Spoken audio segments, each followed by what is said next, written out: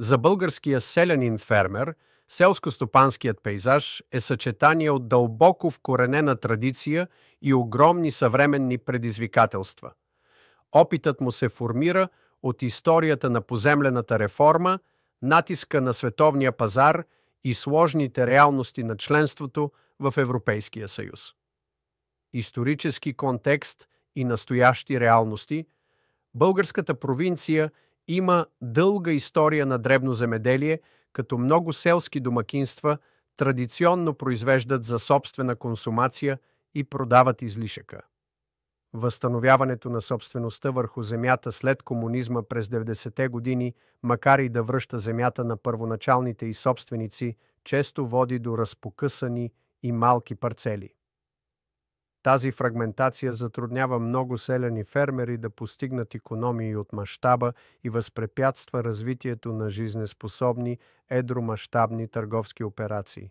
Днес много малки стопанства остават предимно ориентирани към препитанието, служейки като жизненоважна мрежа за безопасност на домакинствата с ниски доходи или мизерни пенсии.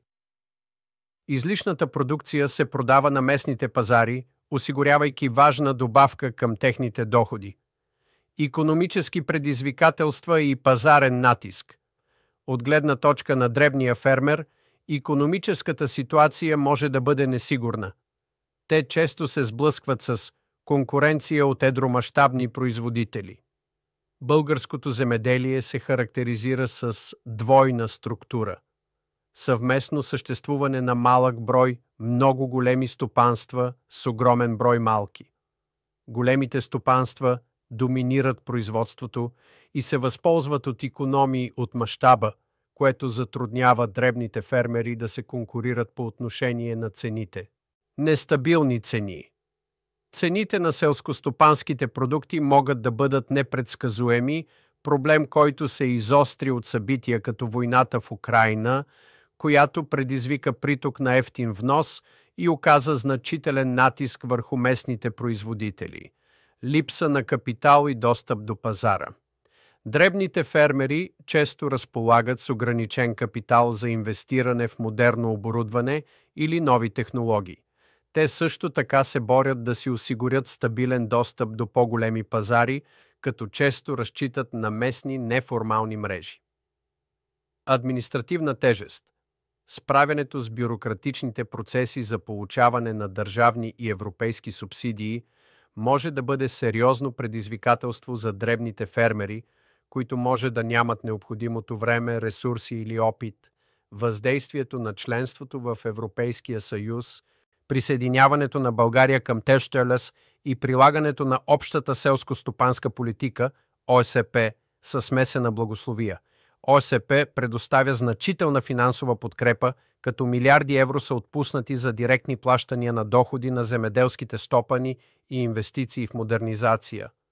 Това е източник на надежда и е помогнало на някои фермери да инвестират в ново оборудване и технологии. Въпреки това, ползите не винаги са разпределени поравно. Акцентът на ОСП върху ефективността и мащаба на моменти облагодетелства по-големите, по-капитализирани стопанства. Освен това, дребните фермери се борят да се справят с сложните процеси за кандидатстване за тези средства.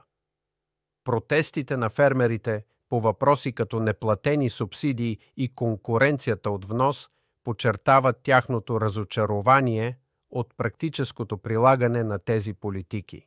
Ежедневието и бъдещето на селянина фермер. Ежедневието на българския селянин фермер е труд, в който са вложени любов и необходимост.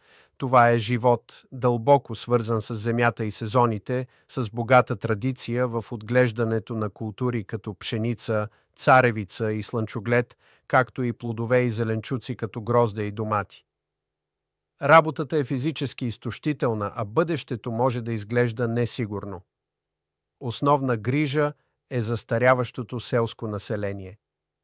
Младите хора често възприемат селското стопанство като непривлекателна и нежелана професия, което води до постоянно преселване от селата към градовете. Това обезлюдяване застрашава продължаването на традиционните земеделски практики и социалната тъкан на селските общности. Въпреки тези предизвикателства се усеща устойчивост. Малките стопанства са не само икономически единици, но и социални, допринасяйки за местната продоволствена сигурност и благополучието на общността. Някои от тях намират нови възможности, като се съсредоточават върху нишови пазари, като например органични и висококачествени автентични продукти, които са във все по-голямо търсене както в страната, така и в чужбина. Тази насоченост към устойчиво и специализирано земеделие може да предложи път напред за българския селянин фермер.